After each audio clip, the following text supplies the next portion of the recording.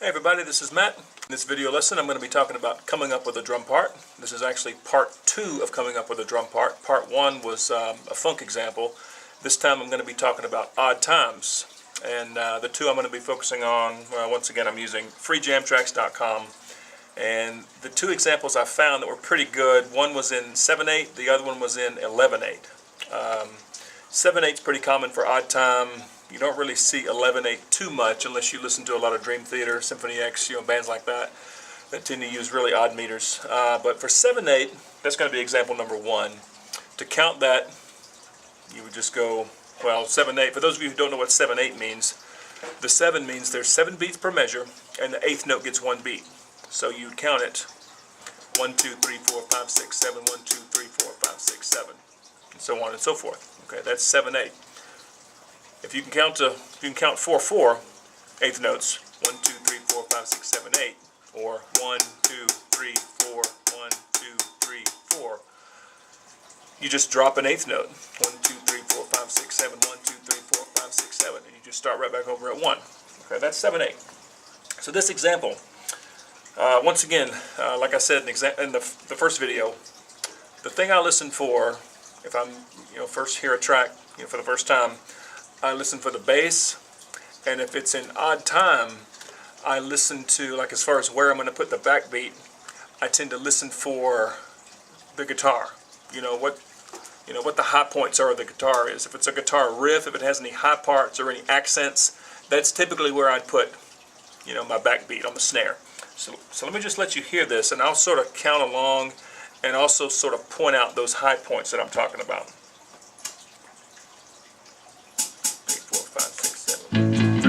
6, 7, 1, 2, 3, 4, 5, 6, 7, 1, 2, 3, 4, 5, 6, 7. That's how you count that.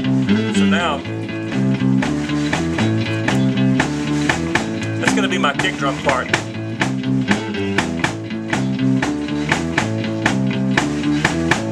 4, 5, 6, 7. So if you notice, the high points of the riff are kind of on 3, 5, and 7. So let me just kind of hit the snare on those, and you can kind of see what I'm talking about. 3, 4, 5, 6, 7, 1, 2, 3, 4, 5, 6, 7, 1, 2, 3, 4, 5, 6, 7, 1, 2, 3, 4, 5, 6, 7.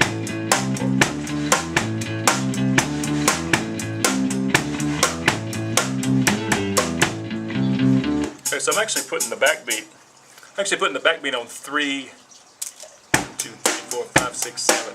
Putting on 3 and 7, I'm hitting the kick drum on 5. Sort of 1, 2, 3, 4, 5, 6, 7, 1, 2, 3, 4, 5, 6, 7, 1, 2, 3, 4, 5, 6, 7.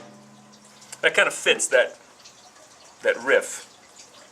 Let's let you hear it again. 4, 5, 6, 7, 1, 2, 3, 4, 5, 6, 7, 1, 2, 3, 4, 5, 6, 7. Now that part right there, that little part right there, they do sort of a little turnaround lick, the guitar and the bass.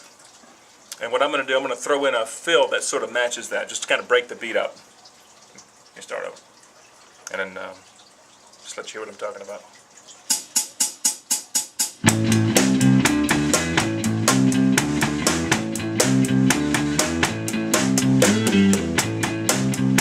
Something like that.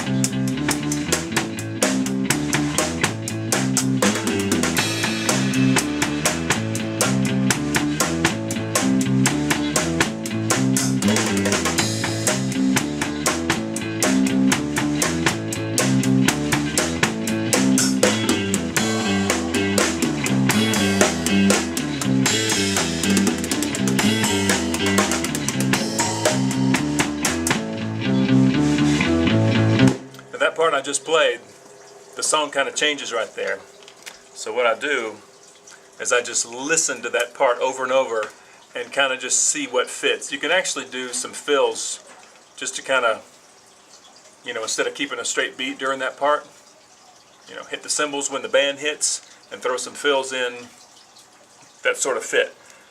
And again, it sort of takes listening to it over and over and over just to get the idea of what may fit. But the most important thing is just getting that 7/8 just drilled in your head, those counts of 7, dropping that last 8th note.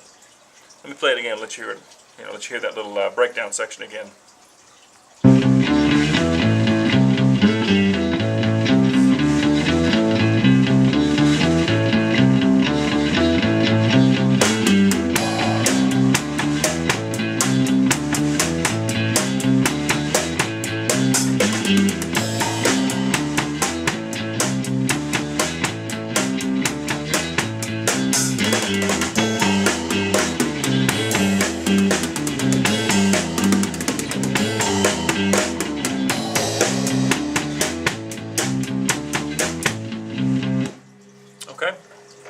that's my approach to 7/8. Just listen, count, and really hone in on the guitar and the bass. And just remember, drop that 8th note. Just get that 7 feel just drilled into your head. You'll probably have to practice it slow if you're new to this, if you're new to odd times. And again, just listen. Just listen to the song real close, and you'll find something that fits. If you need some bands, to get influences from for odd times, like I said, Rush, Dream Theater. Symphony X is really crazy with the time changes, but Rush and Dream Theater are two that I really like for time changes. They tend to use 7s, 6s, 5s. They'll group those together, but 7/8's a pretty common odd time. The next example, like I said, was going to be in 11/8. Now, instead of counting 1, 2, 3, 4, 5, 6, 7, 8, 9, 10, 11, usually if it's more than 9 beats per measure, I will try and subdivide it. And since it's 11/8, you can just do the math and do a group of 6 and a group of 5. And count it 1, 2, 3, 4, 5, 6, 1, 2, 3, 4, 5, 1, 2, 3, 4, 5, 6, 1, 2, 3, 4, 5. It makes it a little easier than trying to count to 11, especially, like I said, if you're new at this. So again, let me just let you hear the song, and I'll try to count in with it. 1, 2, 3, 4, 5, 1, 2, 4, 5, 6, 1, 2, 3, 4, 5, 1, 2, 3, 4, 5, 6, 1, 2, 3, 4, 5, 1, 2, 3, 4, 5, 6, 1, 2, 3, 4, 5. Okay, so and again, this is a jam track, so that's just going to repeat. So I will try and just start off with a kick drum part. I'm listening to the bass first.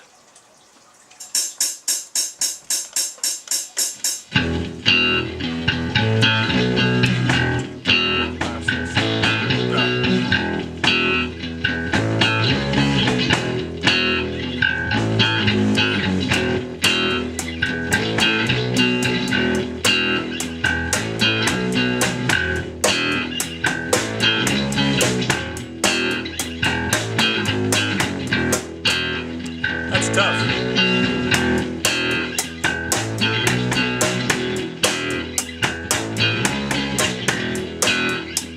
That fits.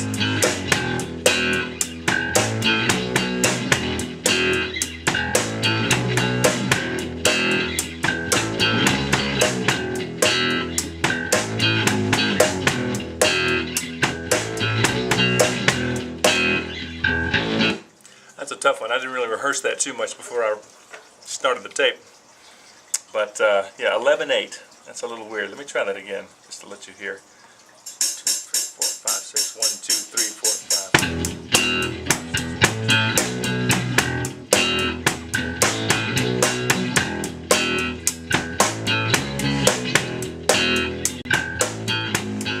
5. Okay, so that was 11/8. That was a little tricky. Like I said, the easy way to do something like 11, something that's a lot of notes in one measure, it's easiest just to subdivide it in groups of like 6 and 5, to make 11. On the subject of odd times, I've kind of gotten away with coming up with with a drum part and kind of got on the subject of odd times, but still sticking in the same vein of coming up with a part. If you know a song is going to be in an odd time, there's different ways of approaching it. Like I said, in 7, you just drop an 8th note that you would normally be in 4. 8. If you have 8 8th notes, just drop an 8th note and you got 7. 1, 2, 3, 4, 5, 6, 7. 1, 2, 3, 4, 5, 6, 7. Okay. In like I said, 11, you can subdivide it in groups of 6 and 5, or you can think of it as a 12/8 and just drop an 8th note. That will give you the 11. And speaking of 12, 6 and 9 and 12, quite often those time signatures have a shuffle feel, and those can also be counted as like a slow 4. Like 6/8 could be counted 1, 2, 3, 4, 5, 6, 1, 2, 3, 4, 5, 6, but you could also count it as a slow 4. 1, 2, 3, 4, 1, 2, 3, 4, 5, 6, 1, 2, 3, 4, 5, 6. Okay, so that's another way of looking at it. Just depending on the feel of the song. If it's more swingy, shuffly, you could give it that triplet feel, that 6/8 feel. 1, 2, 3, 4, 5, 6. 1, 2, 3, 4, 5, 6. Okay, and that's same thing with 12. 1, 2, 3, 4, 5, 6, 7, 8, 9, 10, 11, 12. Could also be counted 1, 2, 3, 4, 1, 2, 3, 4, 5, 6, 7, 8, 9, 10, 11, 12. So to do 11, just what I was just doing, you could go 1, 2, 3, 4, 5, 6, 1, 2, 3, 4, 5, 1, 2, 3, 4, 5, 6, 1, 2, 3, 4, 5. Okay, you can do something like that. So just experiment. Playing in odd times can be a lot of fun. It can be challenging. And again, the bands I mentioned that I grew up listening to and still listen to today, bands like Rush and Dream Theater, Symphony X, some of the old Yes, some old Kansas, some of those guys back in the day, they really experimented with a lot of odd times, and it's so much fun to play once you got it down. But the key, if you're new to this, the key is just count and go slow, and just listen to a lot of different bands that use odd times, and you will get it. So keep on practicing, and once again, like I always say, I hope you learned something from this, and we'll see you again soon. Thanks.